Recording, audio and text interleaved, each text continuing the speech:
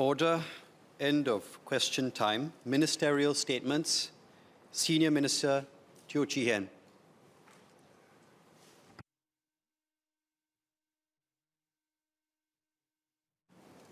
Thank you, Mr. Deputy Speaker.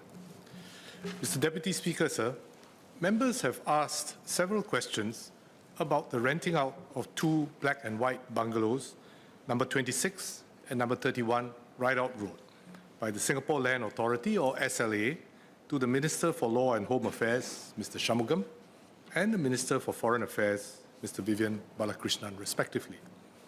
Minister Edwin Tong and I will be delivering ministerial statements on this matter. Our statements will address oral questions numbers 1 to 23 and written questions numbers 1 and 9 to 13 on today's order paper.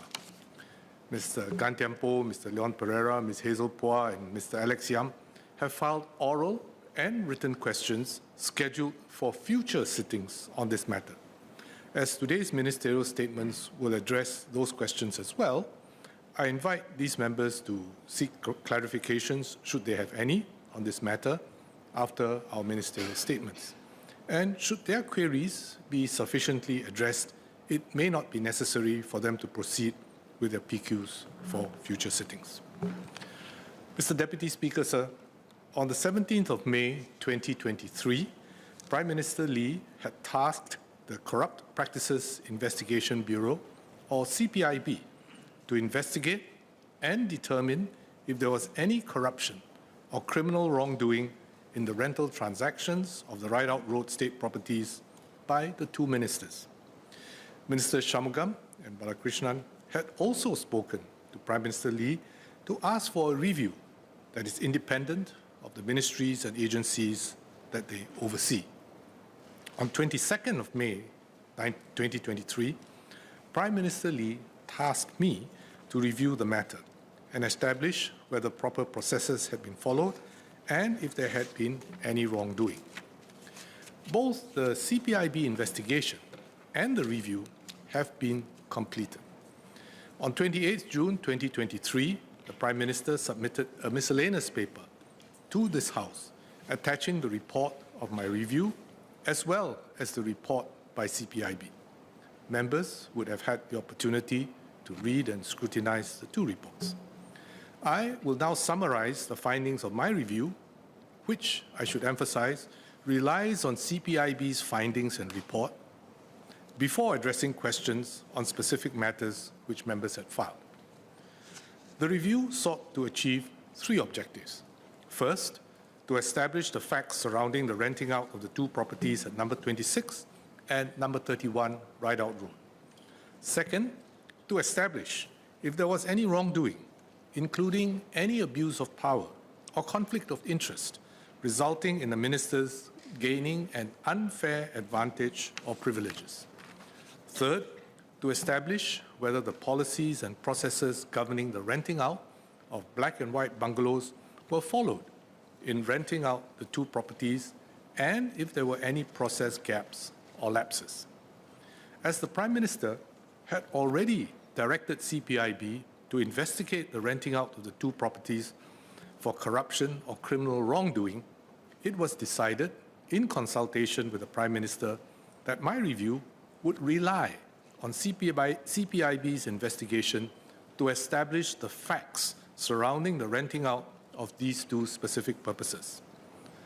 Sir, investigations by CPIB are carried out by professional investigators and empowered by the Prevention of Corruption Act, under which persons required by CPIB to provide information are legally bound to provide accurate information. Hence, CPIB's investigation findings would be independent, thorough, and authoritative. In its investigations, the CPIB conducted interviews with the two ministers and their spouses, former and current officers from Ministry of Law, SLA, and NParks, property and managing agents, who had knowledge of the rental transactions of the two state properties. The CPIB also obtained evidence from documents and other information related to the rental transactions and parties involved, including through contemporaneous phone records, WhatsApp messages, and SMSs. I would like to place on record my thanks to the CPIB officers for their diligence and attention to detail in conducting their investigations into these cases. Sir, I trust members realize the import, the meaning, the weight of the Prime Minister asking CPIB to investigate this matter. The agency reports directly to him, the Prime Minister, not to the Minister for Home Affairs, nor to me, for that matter, the Coordinating Minister for National Security. Moreover, the Director of CPIB can go directly to the President if the Prime Minister stops him from investigating a possible crime. The Constitution provides the CPIB Director that right. There is no more thorough, persistent, and I dare say even fearsome investigative body in Singapore. That the Prime Minister did not hesitate to call the CPIB in to investigate two senior ministers is a signal how seriously we take such matters of incorruptibility and its absolute value in our system. In addition to CPIB's investigation, I asked the Ministry of Law to provide a detailed briefing on the policies and processes governing the management of black and white bungalows. My review, therefore, relied on CPIB's investigation findings on the renting out of the two properties and a review of the policies and processes governing the management of black and white bungalows to come to its conclusions. Several members, Mr. Zulkarnain, Mr. Murali Pillay, and Mr. Prisam Singh, asked about the rental process. Let me summarize for this House the key facts of the case as established by the CPIB investigation. The number 26 Rideout Road state property had a land size of 9,350 square meters then. It had been vacant since December 2013. Mr. Speaker, sir, Mr. Deputy Speaker, I will quote liberally, verbatim, from the CPIB report, because it is authoritative, independent, and established the facts. Similarly, my report, which was submitted by the Prime Minister to Parliament, quotes liberally, verbatim, from the CPIB report, and members would have seen those sections in italics. I can't speak in italics, but I will tell members which parts of the report, or which part of my statement I'm quoting directly from CPIB. So let me quote directly from CPIB for the next 4 or 5 paragraphs. In January 2018, Minister Shanmugam appointed a property agent to represent him for the rental transaction of the number 26 Rideout Road state property. By then, the property had been vacant without attracting any bids for more than 4 years. During a site visit, Minister Shanmugam noticed thick and overgrown vegetation on an empty slope of land adjacent to the property. Minister Shanmugam expressed his concern to SLA that the overgrown vegetation might pose public health and safety risks from snakes, mosquitoes, and fallen trees. Through his property agent, Minister Shanmugam negotiated with SLA on clearing of the adjacent land before leasing the property. He was not confident that the adjacent land would be maintained in a way that would keep the place free of health and safety issues. He offered to maintain the adjacent land at his own cost. Minister Shanmugam stated in his interview with CPIB that he had not wanted to lease the additional adjacent land, as there would be legal obligations attached to leasing it. SLA's view was that the tenant's responsibility would not extend to maintain the area beyond the tenant's property boundary. If Minister Shanmugam was to maintain the adjacent land at his own cost, the adjacent land had to be included in the tenancy of the number 26 Rideout Road state property. SLA then did the fencing of the adjacent land within the property boundary. As a result, the land size was increased from 9,350 square meters to 23,164 square meters. The cost of site clearance, replanting of greenery, and fencing was $172,000, which was initially borne by SLA and subsequently to be recovered from the tenant's rent. The cost of maintaining this additional land was approximately $25,000 per year and was incurred by Minister Shanmugam, which would otherwise have been borne by SLA. Minister Shanmugam and his agent were not aware of the guide rent.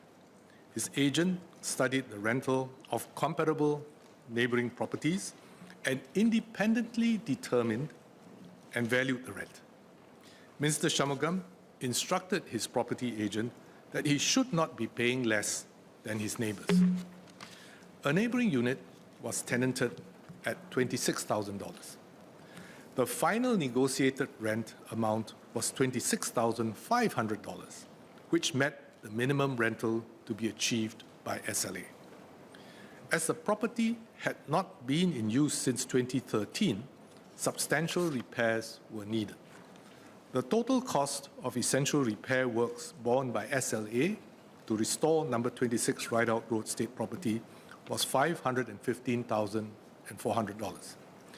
The landlord, that is SLA, has the responsibility to undertake essential repair works to ensure that the condition of the property is habitable. Minister Shanmugam paid $61,400 to build a car porch. In addition, he stated in his interview with CPIB that he paid over $400,000 for additional improvement works to the state property not covered by SLA's restoration works. Mrs. Shanmugam signed the tenancy agreement of 3 + 3 + 3 years in June 2018. And after the first 3-year term, the tenancy was renewed in June 2021 for a second 3-year term. The rental for the second term was maintained at $26,500 per month, as determined by SLA, considering the then prevailing market conditions. The preceding paragraphs were all quoted verbatim from CPIB's report, so unquote. For the rental of 31 Rideout Road, the key facts are as follows.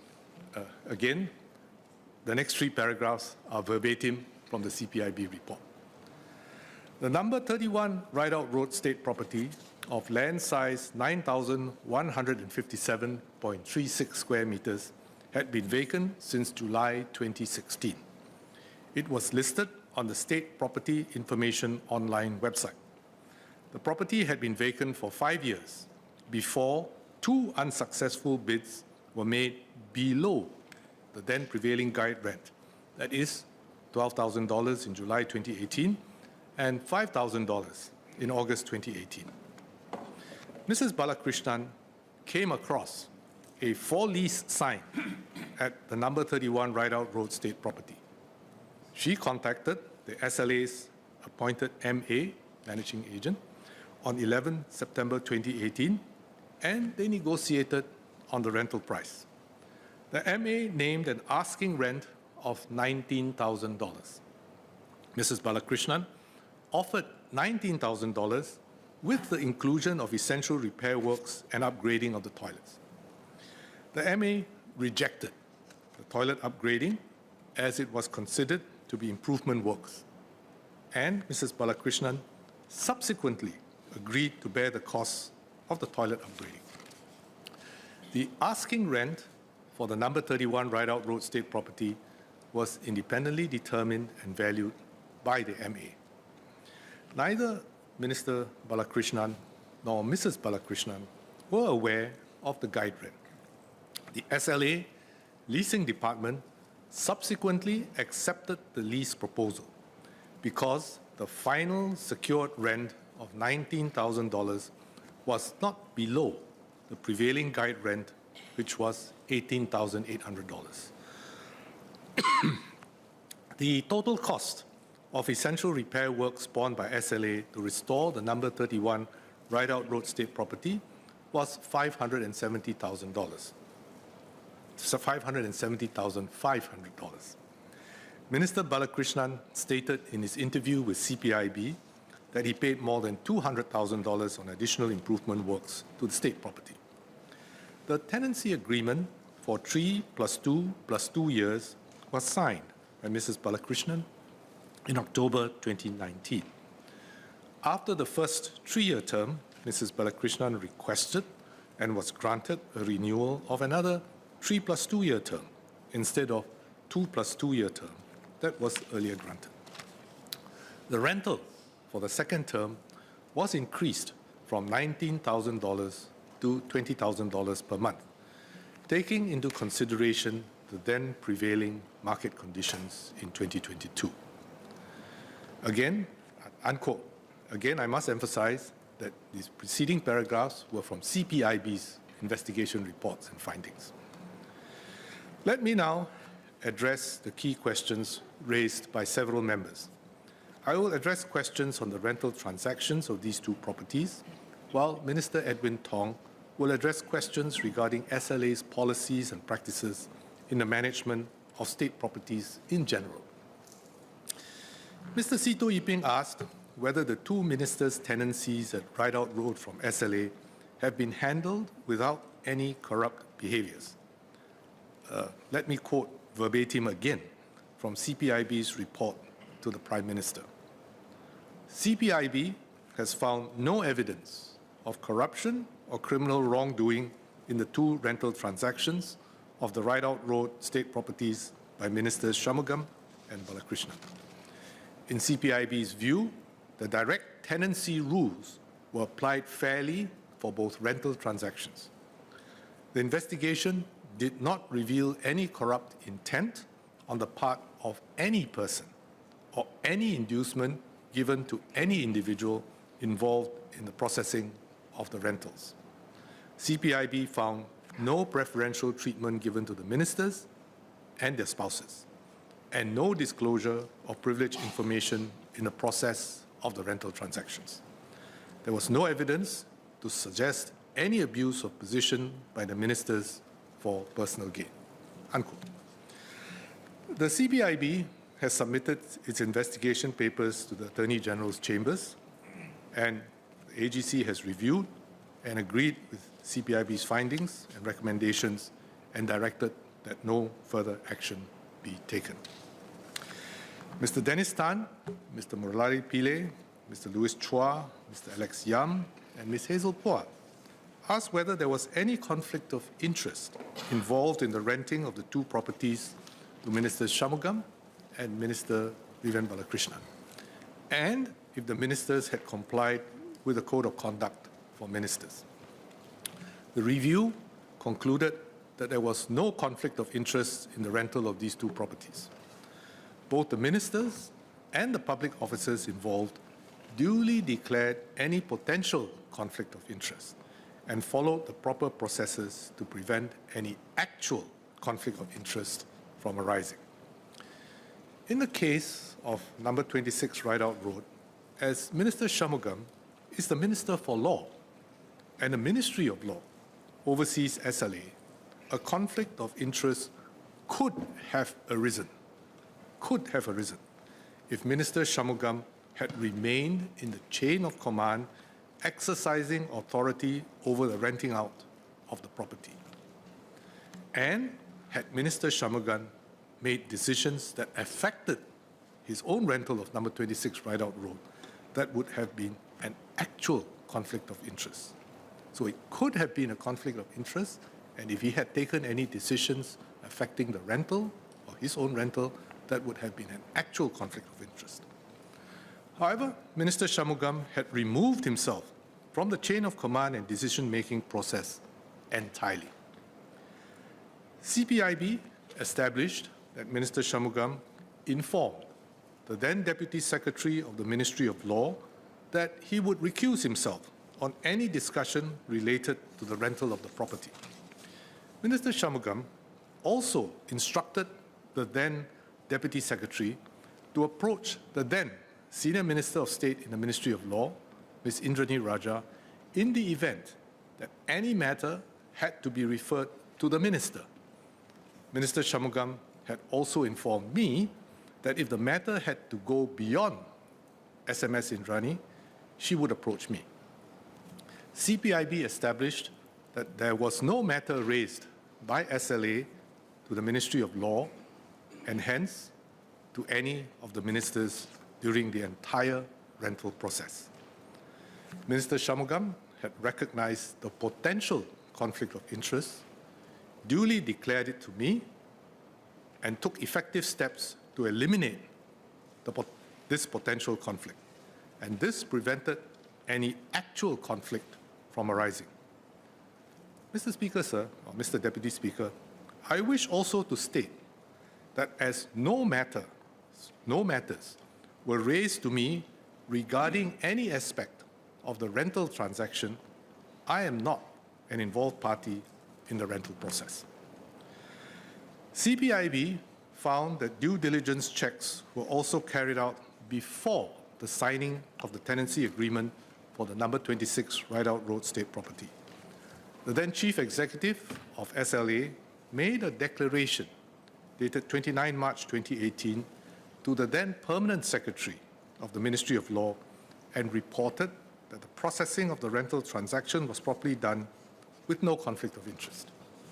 In response to the PS or Ministry of Law's queries, the Chief Executive of SLA assured him that the proposed rental was according to market rate with assessment done by SLA valuers independently of the SLA leasing officers. He also confirmed that the tenancy agreement was a standard form for all other residential tenancies. In the case of number 31 Rideout Road, no issue of conflict of interest arose because Minister Balakrishnan's official responsibilities did not include SLA. CPIB also found that there was no preferential treatment given in the process of the rental transaction. In fact, CPIB found that in response to the MA's query on policy for VVIPs, the SLA leading manager had emphasized in her email reply that there was no policy for VVIPs and all prospects and tenants were to be treated equally. Ms. Hazel Pua asked what are the current rules and processes for cabinet ministers to declare conflicts of interest and whether there are any plans to strengthen such rules and processes. Mr. Deputy Speaker, a code of conduct for ministers has been in place since 1954 and was last updated in 2005. Ministers and other political office holders are notified of this code at the start of each term of office and whenever a new political office holder is appointed. The Prime Minister also issues rules of prudence after every election to all members of Parliament of the People's Action Party. These rules are released to the media, with the latest version released in August 2020. The code clearly states that a minister must not direct or request a civil servant to do anything or perform any function that may conflict with the civil service's core values of incorruptibility, impartiality, integrity, and honesty. Ministers are expected to be scrupulously above board and to ensure that there is no real or perceived conflict between their official duties and private interests. The code and rules set out the principles to be applied. The Code of Conduct and the Rules of Prudence also give examples to illustrate the application of the guidelines.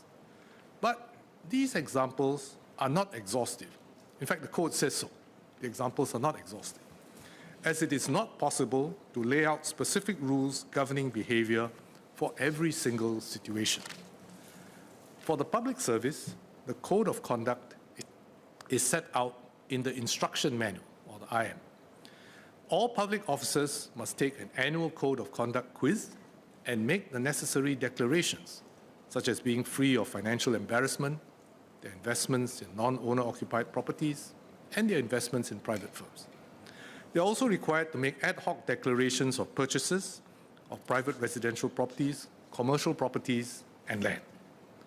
The principles laid out in the codes of conduct adequately cover any potential conflict of interest that could have arisen, including in this case.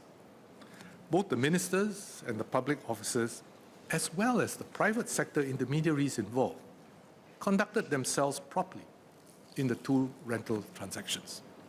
They are aware of their duty to declare and avoid any conflict of interest, and they took appropriate steps to prevent any potential or actual conflict of interest from arising.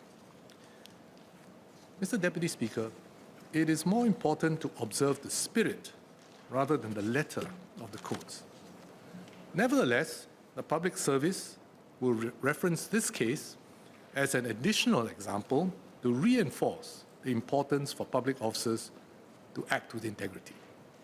In addition, the Public Service Division will work with relevant ministries and statutory boards, such as HDB, JTC, NEA, and SLA, to introduce a standard declaration requirement for selected groups of officers who have access to or are involved in leasing and valuation matters. Officers in these organizations who have access to privileged information and/or can influence the outcomes of decisions will have to make a declaration before they can rent government properties managed by the agencies. The officer will have to declare that he has taken adequate steps to prevent any conflict of interest from arising, for example, by recusing himself from overseeing or processing the transaction. These properties will include commercial and residential state properties such as black and white bungalows, terraces, factory, office spaces, business parks, shops and neighborhood centers, hawker and market stalls. The Prime Minister will also review the declarations required for property transactions for ministers and PAP members of Parliament. Mr. Murali Pillai, Mr. Pritam Singh, and Mr. Sito Yiping asked whether the ministers benefited from privileged information or from favorable rental rates. The review concluded that the ministers did not benefit from any privileged information.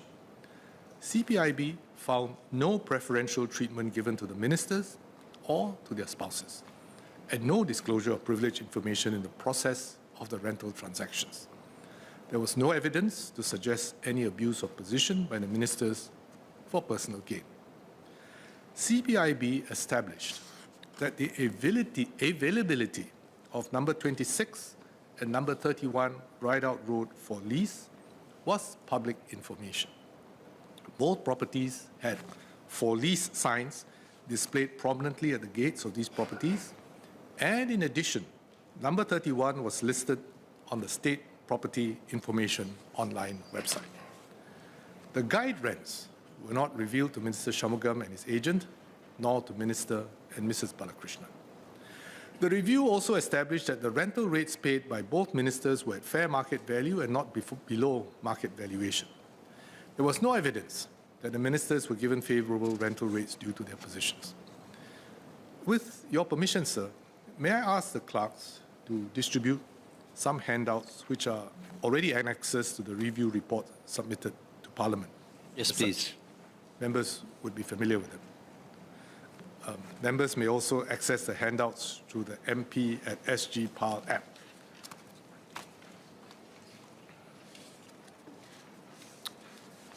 These show the rental rates for transactions involving black and white bungalows in the Rideout Road estate at the material times in 2018 and 2019. So these were new transactions at the material times in 2018 and 2019. Chart 1 shows that in 2018, the rental per unit gross floor area for the black and white bungalow at number 26 Rideout Road was $30.94 per square meter per month. This was comparable to that for the other Rideout Road properties, which ranged from $26 per square meter per month to $33.33 per square meter per month. These are averages.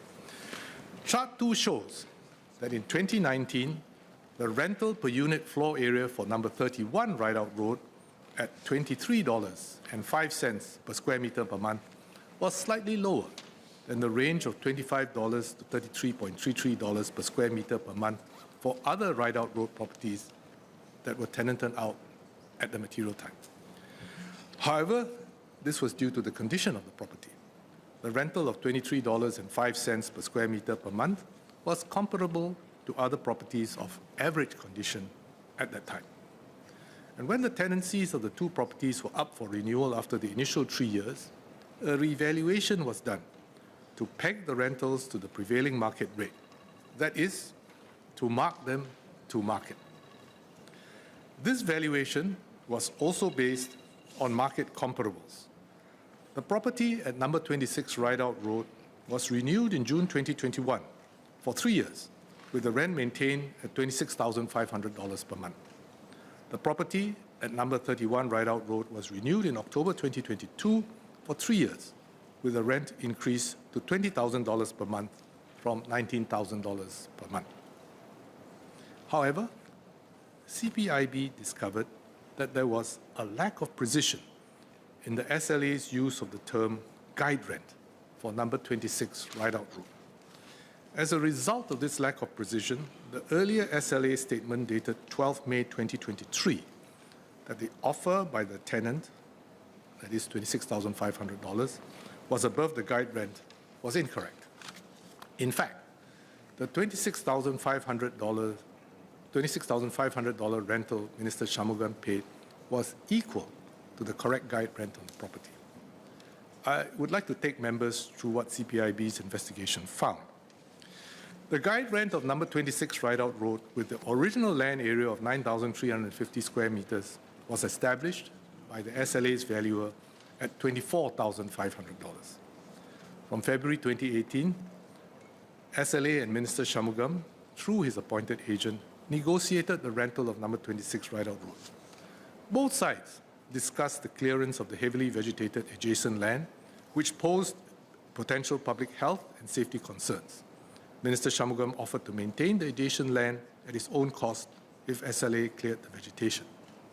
He told CPIB that he preferred to exclude the land from his tenancy as there would be legal obligations attached to including the adjacent land. However, SLA's preference was to include the adjacent land within the property boundary. That would make it clear that responsibility for maintaining the land would fall on the tenant, as would the legal obligations. For example, the tenant would be responsible for any mosquito breeding. SLA negotiated an agreement with the prospective tenant in which the adjacent land would be included within the property boundary, with the tenant responsible for maintaining it. This would make the responsibilities clear, and the tenant, rather than SLA, would bear the obligations and the cost of maintaining the land. Minister Shanmugam initially offered a rental of $25,000 per month based on the agent's advice. He instructed his property agent that he should not be paying less than his neighbors. A neighboring unit was tenanted at $26,000. SLA proposed a rental of $26,500, and this was agreed by Mr. Shanmugam. SLA wanted to recover from the tenant the cost of land clearance and new fencing to amalgamate the cleared land. SLA's leasing division calculated that SLA needed to recover an amortized cost of $2,000 per month from the tenant over the duration of the tenancy. This includes interest as well. The SLA's leasing division then asked the SLA's valuer what the impact would be on the guide rent if the plot was enlarged, the additional land cleared, and SLA recovered the amortized cost of the land clearance from the tenant as part of the monthly rental. The SLA's valuer told CPIB in the interview that in her view, the guide rent for the larger land area of 23,164 square meters, once cleared of vegetation, should be $26,500. But if the tenant paid the clearance costs, then the guide rent of $24,500 could be maintained. Throughout this episode, the SLA valuer did not know the identity of the prospective tenant. Did not know the identity of the prospective tenant. The SLA valuer said that she only learned that the tenant was Minister Shanmugam after the matter was reported in the media. The SLA valuer also did not know the rental amount, which the leasing division had negotiated with the tenant. The SLA's leasing division then added the amortized cost of $2,000 per month to what the leasing division treated as the guide rent of $24,500, calculated the minimum rental to be achieved at $26,500, and confirmed that the agreed rental of $26,500 met this threshold. So, as the guide rent should be the minimum rental to be achieved, SLA should have assessed the guide rent for number 26 Rideout Road with the additional cleared land at $26,500. Instead, SLA treated the guide rent as $24,500, but with the additional $2,000 amortized costs to also be recovered. Mr. Deputy Speaker, I should report that SLA accepts CPIB's observations and findings on this point. CPIB found that despite the imprecise use of the term guide rent, SLA was always clear that the minimum rental to be achieved was $26,500 and ensured that Minister Shanmugam paid not less than this amount. CPIB has also confirmed that this lack of precision in the process of deriving the guide rent did not result from any ill intent on the part of any SLA officers involved, and it found no evidence of any mala fide abuse of position in the valuation. This is also covered in CPIB's report.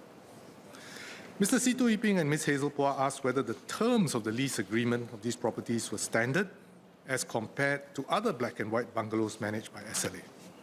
Mr. Leong Man Wai and Mr. Leon Pereira asked about the costs incurred in maintenance and upgrading works for these two properties. Mr. Deputy Speaker, the review established that the tenancy terms and renewal of both properties were in accordance with the general policies guiding tenancy and renewal of tenancies for residential properties managed by SLA. Tenancies are granted on 2-year or 3-year terms and up to a maximum of 3 + 3 + 3 years in the first instance when entering into a tenancy agreement.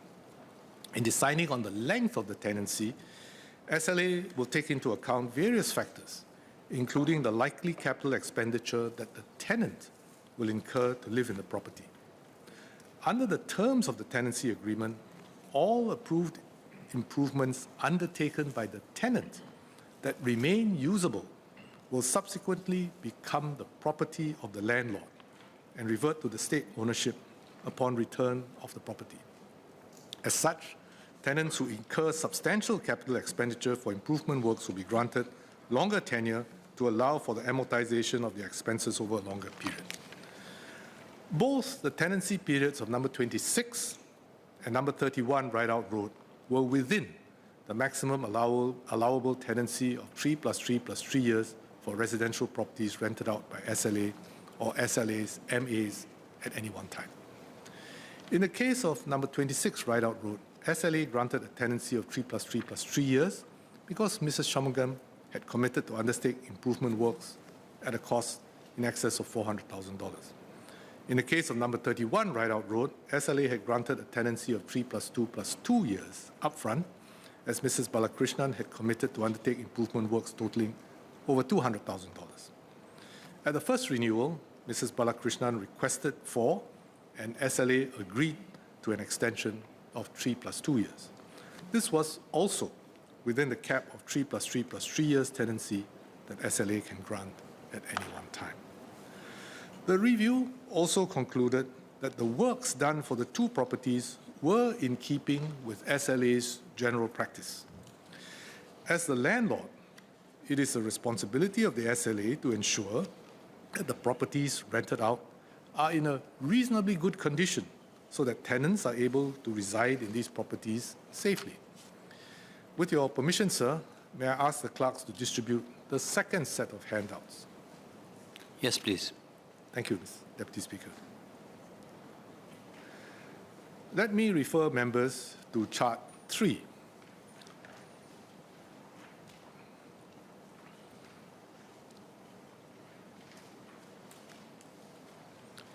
It shows the scope of the works done by SLA for number 26 Rideout Road and number 31 Rideout Road, compared to the works done for other SLA black and white properties.